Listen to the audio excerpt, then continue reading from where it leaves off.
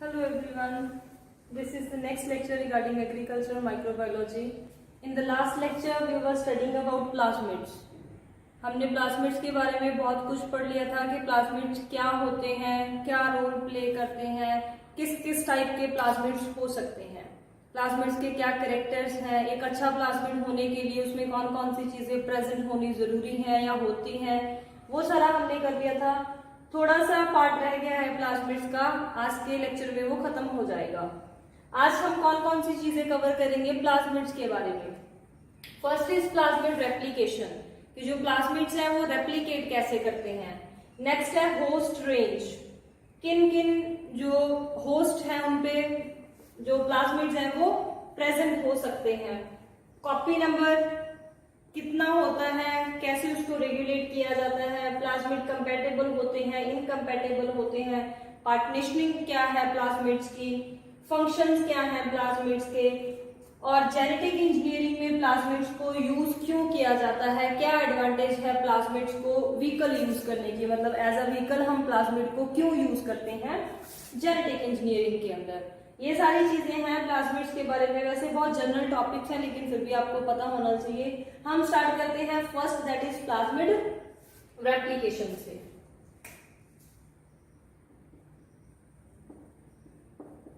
हम सबको पता है कि जो प्लाज्मिड्स हैं they are autonomously replicating.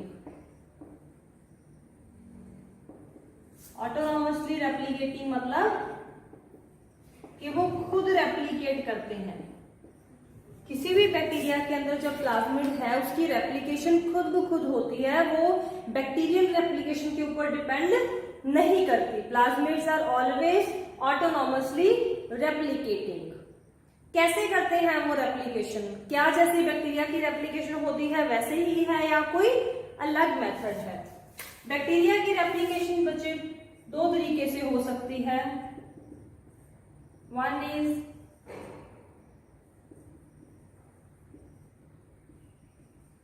Theta model of replication,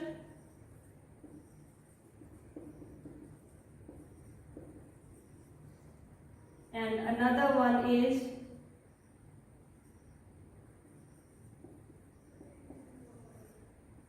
rolling circle mechanism। ये वो दो मेन मेथड्स हैं जिनके थ्रू जो प्लाज्मिड्स हैं वो रेप्लिकेट करते हैं। या तो वो theta mode of replication use करते हैं, theta model of replication use करते हैं, या फिर वो रोलिंग सर्कल मैकेनिज्म यूज करते हैं। वन बाय वन दोनों को देखते हैं। पहले थीटा मॉडल ऑफ रेप्लिकेशन में क्या होता है। फॉर एग्जाम्पल ये कोई प्लाज्मिड है, हमें पता है कि plasmid circular double stranded DNA molecules होते हैं like this. Theta model of replication इसे क्यों बोला जाता है, देखो फॉर एग्जाम्पल ये ओरिजिन ऑफ रेप्लिकेशन है, ओरिसी, यहां से रेप्लिकेशन जो है वो स्टार्ट होनी है। तो क्या होगा, ऊपर वाला स्ट्रैंड वैसे ही रहेगा, नीचे वाला स्ट्रैंड यहां से थोड़ा सा ओपन अप हो जाएगा। ओपन अप होने के बाद जो यहां पे ओरिजिन ऑफ रेप्लिकेशन है, दोनों स्ट्रैंड्स पे बाई डायरेक्शनल रेप्लिकेशन शुरू हो जाएगी। एक पे लैगिंग स्ट्रैंड होगी, दूसरे पे लीडिंग स्ट्रैंड की तरह होगी, by directional anti parallel direction में। इस जो ऊपर वाला स्ट्रैंड है उसके अगेंस्ट नया स्ट्रैंड बनना शुरू हो जाएगा इस डायरेक्शन में, जो अंदर वाला स्ट्रैंड है उसके अगेंस्ट रेप्लिकेशन होनी स्टार्ट हो जाएगी उसके उल्ट डायरेक्शन में, ऑपोजिट डायरेक्शन में। By directional mode of replication चलता है इसके अंदर, जैसे नॉर्मल बैक्टीरिया के अंदर चलता है। मतलब थीटा मोड ऑफ रेप्लिकेशन जैसे नॉर्मल बैक्टीरियल सेल के अंदर रेप्लिकेशन होती है, बाई डायरेक्शनल रेप्लिकेशन होती है in theta mode of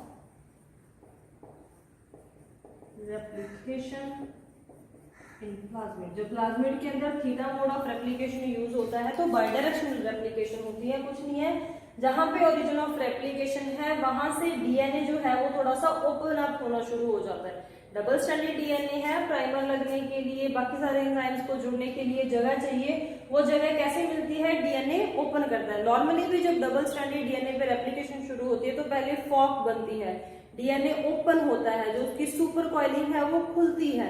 similarly यहाँ पे होता है, जो सुपर कॉइल डीएनए वो पहले ओपन अप होता है, लेकिन वो एक थीटा की फॉर्म ले लेता है, जस्ट लाइक दिस। ऐसा ही एक स्ट्रक्चर है। थीटा को, ये देखो, थीटा को हम ऐसे ही ड्रॉ करते हैं, इसलिए इसे बोला जाता है थीटा मोड ऑफ रेप्लिकेशन। सो एक तो जो प्लाज्मिड्स हैं वो रेप्लिकेट करते हैं थ्रू थीटा मॉडल या फिर थीटा मोड ऑफ रेप्लिकेशन। इसके अलावा जो नेक्स्ट है that is rolling circle mechanism. Rolling circle mechanism में क्या होता है? फॉर एग्जाम्पल,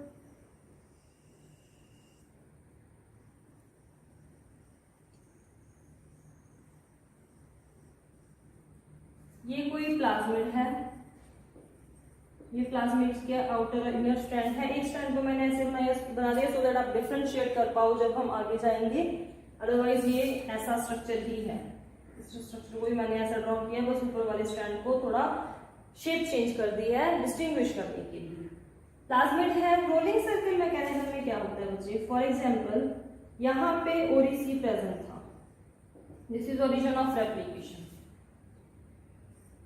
तो जो डीएनए है वो इस ओरिजिन ऑफ रेप्लिकेशन से कर जाएगा ब्रेक, क्योंकि वहां से रेप्लिकेशन शुरू होनी है, जस्ट लाइक दिस। ब्रेक कर जाता है यहाँ से, जो ओरिसी है एक साइड से 5 डैश होगा, एक साइड 3 डैश होगा। उसके बाद ये वाला स्ट्रैंड अब ब्रेक कर गया तो ये अलग होगा। ब्रेक करने के बाद वो एक स्ट्रैंड से अलग हो जाता है, नीचे वाला स्ट्रैंड अलग रह जाता है। अब हमें पता है इस स्ट्रैंड पे भी ओरिसी प्रेजेंट है, इस स्ट्रैंड पे भी कहीं ना कहीं ओरिसी प्रेजेंट होगा, तो दोनों स्ट्रैंड क्या करेंगे? अपना एक नया जो स्ट्रैंड है वो बना लेंगे। डबल स्ट्रैंडेड तो होना ही है ना उनको अल्टीमेटली, तो वो दोनों ही नया स्ट्रैंड रेप्लिकेट करके सिंथेसाइज कर लेंगे। रोलिंग सर्कल मैकेनिज्म में बचे, अगर यहां से रेप्लिकेशन शुरू होनी है तो एक डायरेक्शन में होगी, तभी आके आगे दूसरा स्ट्रैंड बन पाएगा जो स्ट्रेट लाइन में मैंने ड्रॉ किया है। रोलिंग सर्कल मैकेनिज्म में एक डीएनए मॉलिक्यूल से 2 डीएनए मॉलिक्यूल बनते हैं, लेकिन उससे पहले उसके दोनों स्ट्रैंड्स एक दूसरे से सेपरेट होते हैं। उनके बाद वो अपने जैसा एक सिमिलर होमोलोगस स्ट्रैंड सिंथेसाइज करते हैं थ्रू रेप्लिकेशन। साथ के साथ by directional mode of replication जैसे थीटा में चलता है वैसा यहाँ पे नहीं होता। पहले कट लगने के बाद दोनों स्ट्रैंड सेपरेट होते हैं, फिर अपने ओरिजिन ऑफ रेप्लिकेशन से रेप्लिकेशन स्टार्ट करते हैं, सिर्फ एक डायरेक्शन में स्टार्ट करते हैं और अपने जैसा ही दूसरा स्ट्रैंड जो है वो सिंथेसाइज कर लेते हैं। सो प्लाज्मिड के पास 2 ऑप्शंस होती हैं रेप्लिकेट करने के लिए, रेप्लिकेशन के लिए। वो 2 ऑप्शंस कौन कौन सी हैं? एक थीटा मोड ऑफ रेप्लिकेशन है, एक रोलिंग सर्कल मैकेनिज्म है। ठीक है जी। तो ये था कि जो प्लाज्मिड है वो रेप्लिकेट कैसे करता है, प्लाज्मिड की रेप्लिकेशन कैसे होती है। हमें पता है ऑटोनोमसली रेप्लिकेट करता है, अपने आप रेप्लिकेट करता है, लेकिन रेप्लिकेट करने के उसके पास 2 तरीके होते हैं। तो ये हमारा डन। नेक्स्ट इज प्लाज्मिड की होस्ट रेंज। बहुत सिंपल है बच्चे, या तो इसकी नैरो होस्ट रेंज हो सकती है या फिर इसकी ब्रॉड होस्ट रेंज हो सकती है। Narrow word means less, broad means many. So the name indicates जो प्लाज्मिड सिर्फ और सिर्फ 1 या 2 या 3 मतलब गिनती के कुछ होस्ट में ही एग्जिस्ट कर सकता है। बैक्टीरिया तो कितने सारे हैं, बैक्टीरिया की तो कितनी सारी स्पीशीज हैं, हो सकता है ये वाला प्लाज्मिड सिर्फ 1, 2 और 3 इन 3 बैक्टीरिया के अंदर ही एग्जिस्ट कर सकता है।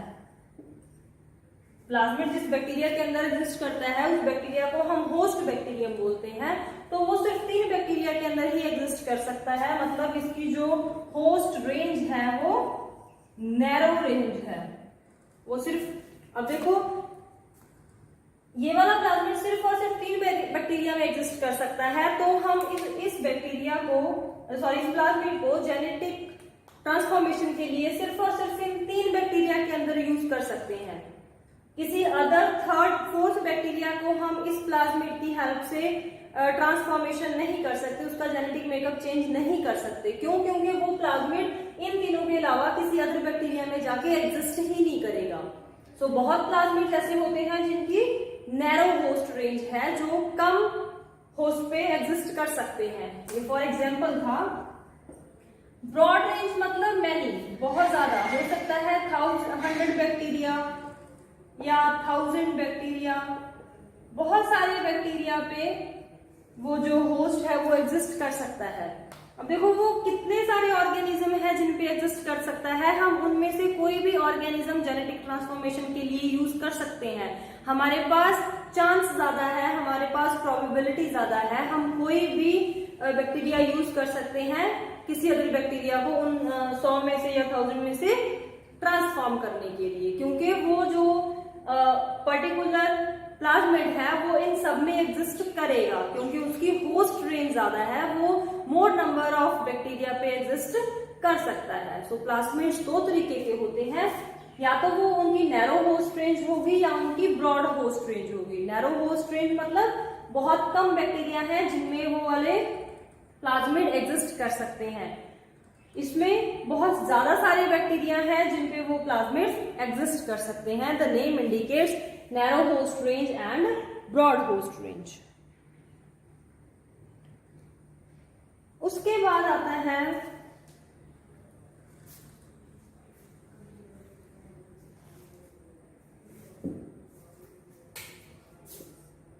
Copy number. ये मैंने आपको फर्स्ट टाइम भी बताया था जब हमने प्लाज्मिड के कैरेक्टर्स पढ़े थे कि किसी सेल में एक प्लाज्मिड भी एग्जिस्ट कर सकता है, एक से ज्यादा प्लाज्मिड्स भी हो सकते हैं, उनको पर्टिकुलर नेम दिया जाता है।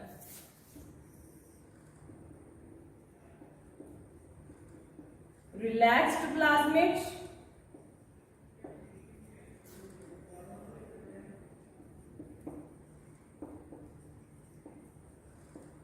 Stringent plasmids. Relaxed plasmids means जब किसी बैक्टीरिया के अंदर बहुत सारा नंबर प्रेजेंट है किसी प्लाज्मिड का। रिलैक्स्ड मीन्स मेनी प्लाज्मिड्स, बहुत ज्यादा प्लाज्मिड्स प्रेजेंट होते हैं, मोर नंबर प्रेजेंट होता है एक बैक्टीरिया के अंदर, तब हम उनको बोल देते हैं रिलैक्स्ड प्लाज्मिड्स। उसके बाद आते हैं स्ट्रिंजेंट प्लाज्मिड्स। जब किसी बैक्टीरिया के अंदर सिर्फ और सिर्फ एक या हार्डली 2 प्लाज्मिड्स प्रेजेंट होते हैं, तब हम उनको बोलते हैं स्ट्रिंजेंट। स्ट्रिंजेंट मतलब लेस नंबर प्रेजेंट है।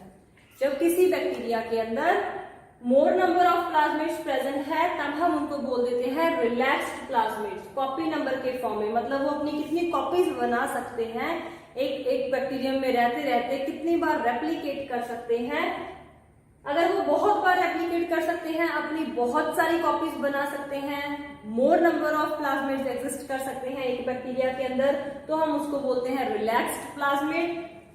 और जब कोई प्लाज्मिड या तो अकेला ही रह सकता है या फिर अपनी एक ही कॉपी और बना सकता है, उससे ज्यादा नहीं, तब हम उस प्लाज्मिड को बोल देते हैं स्ट्रिंजेंट प्लाज्मिड्स। ठीक है जी। कॉपी नंबर के बेसिस पे 2 तरह के प्लाज्मिड्स होते हैं, रिलैक्स्ड एंड स्ट्रिंजेंट। उसके बाद आ जाता है, पहले पार्टीशनिंग करते हैं, देन प्लाज्मिड इनकम्पैटिबिलिटी देखेंगे। पार्टीशनिंग का मतलब है, पार्टीशनिंग डिवाइड करना किसी चीज का, डिवीजन किसी चीज की। अब जब भी जो बैक्टीरियम है उसमें जो प्लाज्मिड्स प्रेजेंट होते हैं, जैसे जैसे बैक्टीरिया डिवाइड करता है वैसे वैसे जरूरी होता है कि जो उनके प्लाज्मिड्स हैं वो भी डिवाइडेड बैक्टीरिया में इक्वली जा सके। जितने प्लाज्मिड्स फर्स्ट बैक्टीरियम में प्रेजेंट थे उसकी डिवीजन के बाद जो उसके डॉटर बैक्टीरियम बने हैं उसके अंदर भी प्लाज्मिड्स की मूवमेंट हो, ठीक है, मतलब पार्टीशनिंग होनी चाहिए, डिवीजन होनी चाहिए। अब पार्टीशनिंग में रोल कौन प्ले करता है? ये कॉपी नंबर। अगर तो कोई रिलैक्स्ड प्लाज्मिड है तो पार्टीशनिंग बहुत इजी है, बहुत नॉर्मल है। क्यों? क्योंकि देखो बहुत सारे प्लाज्मिड्स प्रेजेंट हैं पहले से ही सेल के अंदर।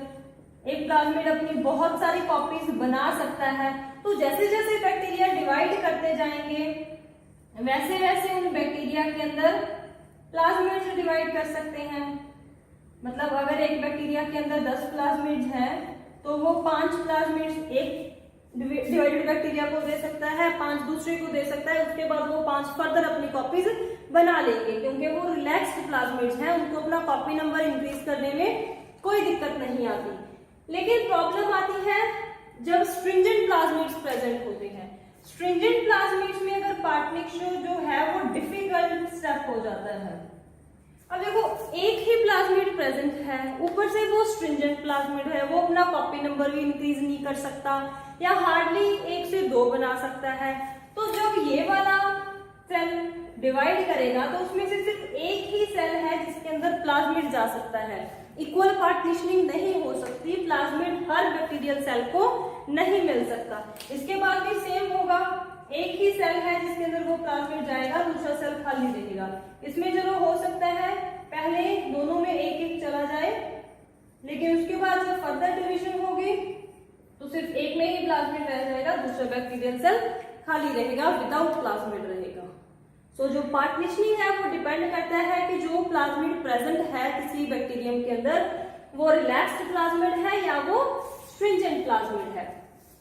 अगर तो वो रिलैक्स्ड प्लाज्मिड है तो पार्टीशनिंग इजी स्टेप है, कोई प्रॉब्लम नहीं होती। जो बहुत सारे प्लाज्मिड्स पहले से प्रेजेंट होते हैं वो इक्वली डिवाइड कर जाते हैं दोनों डॉटर बैक्टीरिया के अंदर, और उसके बाद वो है रिलैक्स टाइप तो वो अपना कॉपी नंबर इंक्रीज भी कर सकते हैं। लेकिन स्ट्रिंजेंट में प्रॉब्लम आती है, डिफिकल्ट स्टेप है पार्टीशनिंग, इक्वली डिवाइड नहीं कर पाते प्लाज्मिड्स क्योंकि वो स्ट्रिंजेंट है, वो अपना कॉपी नंबर इंक्रीज नहीं कर सकते। ठीक है जी। सो कॉपी नंबर पे डिपेंड करती है पार्टीशनिंग, स्ट्रिंजेंट प्लाज्मिड्स है या रिलैक्स्ड प्लाज्मिड्स है, ये डिसाइड करेंगे कि पार्टीशनिंग इजीली हो जाएगी, प्लाज्मिड्स की डिवीजन हो जाएगी या फिर नहीं होगी। उसके बाद है बच्चे प्लाज्मिड इनकम्पैटिबिलिटी।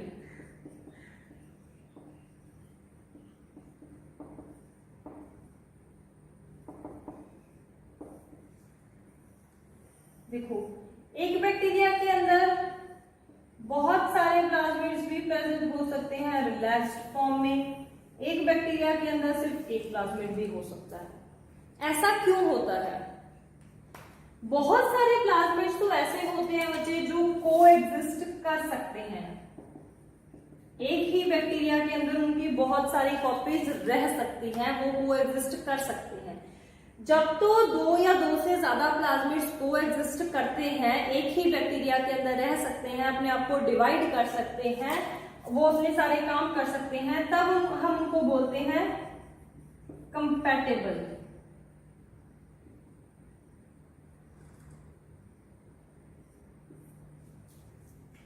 कि जो बैक्टीरिया है,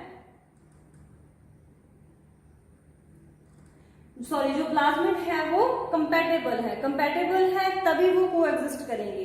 अगर बैक्टीरिया प्लाज्मिड एक दूसरे के साथ कंपैटिबल नहीं होंगे तो वो एक प्लाज्मिड के अंदर जो है कोएग्जिस्ट नहीं कर सकते। जैसे ये है, ये वाला प्लाज्मिड किसी दूसरे प्लाज्मिड के साथ कोएग्जिस्ट नहीं कर सकता।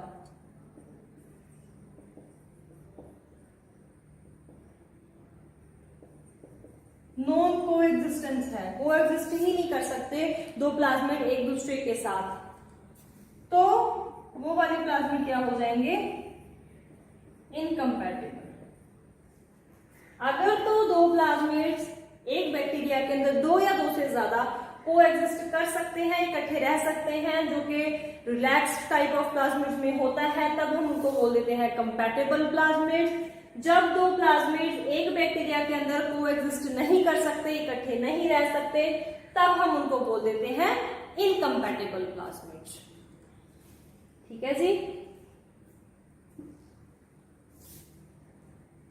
और जो इनकम्पैटिबल प्लाज्मिड्स हैं वो ज्यादातर जो स्ट्रिंजेंट टाइप ऑफ प्लाज्मिड्स हैं उस कैटेगरी में आते हैं। तो ये है प्लाज्मिड इनकम्पैटिबल। प्लाज्मिड रेप्लिकेशन हमने किया, होस्ट रेंज क्या हो सकती है प्लाज्मिड की, कॉपी नंबर कितना हो सकता है प्लाज्मिड का किसी बैक्टीरिया के अंदर, प्लाज्मिड एक दूसरे के साथ कंपैटिबल होंगे या इनकम्पैटिबल होंगे, पार्टीशनिंग कैसे होती है, डिविजन कैसे होती है प्लाज्मिड्स की parent cell to daughter cell. उसके बाद very important functions of plasmids. क्या काम है प्लाज्मिड का, कहां पे यूज करते हैं हम प्लाज्मिड को। एक तो आपको पता ही है बहुत सारे प्लाज्मिड्स हैं जो कंजुगेटिव प्लाज्मिड्स होते हैं। ठीक है जी। कंजुगेटिव प्लाज्मिड्स मतलब वो किस चीज में रोल प्ले करते हैं, जेनेटिक ट्रांसफॉर्मेशन में। जेनेटिक ट्रांसफॉर्मेशन बैक्टीरिया के अंदर कंजुगेशन से होती है, और कंजुगेशन किसकी वजह से पॉसिबल है, सिर्फ और सिर्फ कंजुगेटिव प्लाज्मिड की हेल्प की वजह से। उसके बाद हम प्लाज्मिड्स को यूज कर सकते हैं as a cloning vector. Cloning के लिए यूज किया जा सकता है। मैंने आपको उस दिन भी बताया था कि जो बैक्टीरिया है जो प्लाज्मिड है उसके अंदर रिस्ट्रिक्शन साइट्स होती हैं। इन रिस्ट्रिक्शन साइट्स पे हम कोई बाहर से डीएनए फ्रेगमेंट ऐड कर सकते हैं।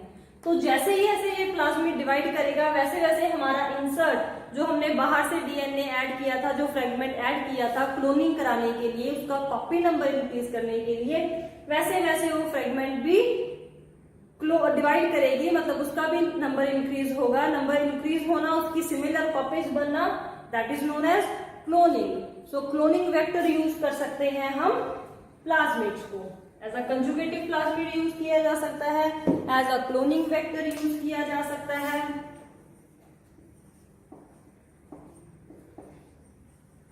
जीन थेरेपी, जीन थेरेपी में यूज कर सकते हैं हम प्लाज्मिड्स को। कैसे?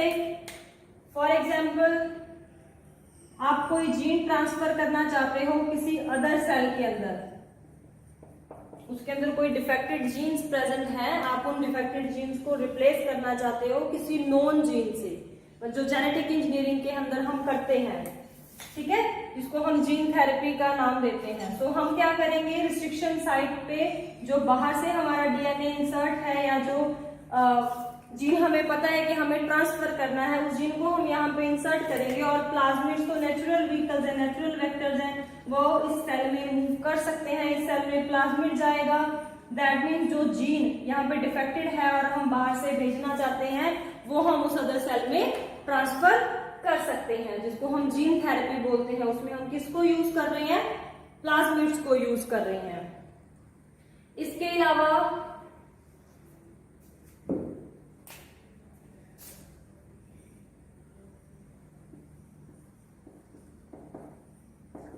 एंटीबायोटिक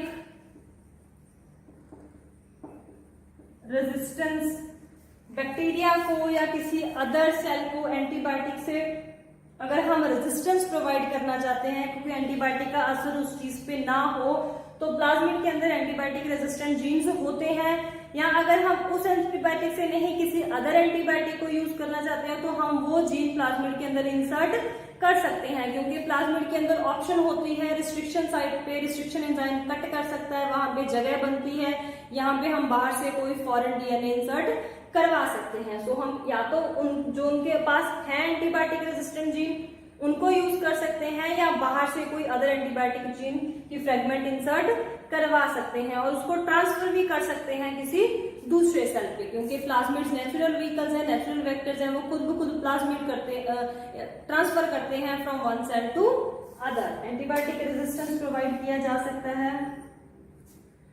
उसके बाद मेडिसिन प्रोडक्शन या मेडिसिनल यूज भी है प्लाज्मिड्स का, जैसे कि हम प्लाज्मिड्स के थ्रू इंसुलिन प्रोड्यूस कर सकते हैं, इंसुलिन के जीन्स को मल्टीप्लाई कर सकते हैं। उसमें से उस बैक्टीरिया में फॉर एग्जांपल पहले इंसुलिन नहीं बन रहा था, हमने क्या किया, प्लाज्मिड के अंदर इंसुलिन का जीन इंसर्ट करवा के बैक्टीरिया में इंसर्ट करवा दिया, तो अब उस बैक्टीरिया में इंसुलिन बनेगा। और बैक्टीरिया की डिवीजन बहुत फास्ट होती है, तो इंसुलिन के जीन की डिवीजन भी उतनी ही फास्ट होगी। हमें बहुत ज्यादा अमाउंट में इंसुलिन मिल सकता है बैक्टीरिया से बहुत कम टाइम में, क्योंकि बैक्टीरिया का डिवीजन टाइम बहुत कम होता है। रेदर देन हम इस इंसुलिन को किसी प्लांट मटेरियल से या किसी अदर मटेरियल से एग्जिस्ट करें, तो वहां पे भी हम प्लाज्मिड्स को यूज कर सकते हैं। इसके अलावा ये सारे रोल प्ले करता है जेनेटिक इंजीनियरिंग के अंदर, बायोटेक्नोलॉजी के अंदर। एज अ वेक्टर हम इसको यूज करते हैं जीन को ट्रांसफर करने के लिए from one cell to another, vector और as a vehicle. So these are some functions which are really very important जहां तक प्लाज्मिड की बात आती है। एडवांटेज क्या है, लास्ट स्टेप मैंने जो लिखा है that is advantage of using plasmids in genetic engineering.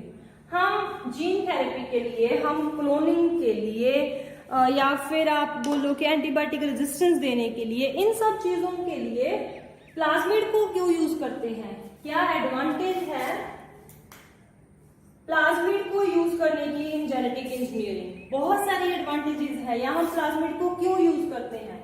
Number 1, एक तो ये ऑटोनॉमसली रेप्लिकेटिंग होते हैं, होस्ट पे डिपेंड नहीं करते, खुद ब खुद रेप्लिकेट करेंगे, अपना कॉपी नंबर इंक्रीज कर सकते हैं। दूसरा, स्मॉल साइज, इनका साइज बहुत कम होता है, हैंडलिंग बहुत इजी रहती है। मोर कॉपी नंबर, जो रिलैक्स्ड प्लाज्मिड्स हैं उनका कॉपी नंबर पहले से ही बहुत ज्यादा होता है, तो हम उस कॉपी नंबर को यूज कर सकते हैं। उसके बाद एंटीबायोटिक के जीन्स ऑलरेडी प्रेजेंट होते हैं, एंटीबायोटिक जीन्स जिनको हम सिलेक्टेबल मार्कर्स बोलते हैं। और ये सिलेक्टेबल मार्कर्स किस चीज में हेल्प करते हैं, सिलेक्शन में, रिकॉम्बिनेंट या नॉन रिकॉम्बिनेंट की। अगर हम कोई और मेथड यूज करेंगे तो हमें रिकॉम्बिनेंट या नॉन रिकॉम्बिनेंट सेल पहचानने में बहुत दिक्कत होती है, लेकिन अगर हम प्लाज्मिड को यूज करते हैं जेनेटिक इंजीनियरिंग में तो हमें रिकॉम्बिनेंट या नॉन रिकॉम्बिनेंट सेल पहचानने में कभी कोई दिक्कत नहीं होती।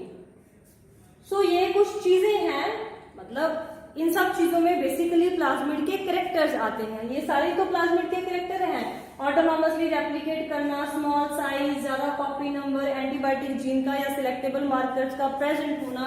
सो उनके कैरेक्टर्स की वजह से, उनके नेचर की वजह से वो सारे कैरेक्टर्स हमारे लिए एडवांटेजियस हैं, वो हमारे लिए यूजफुल है।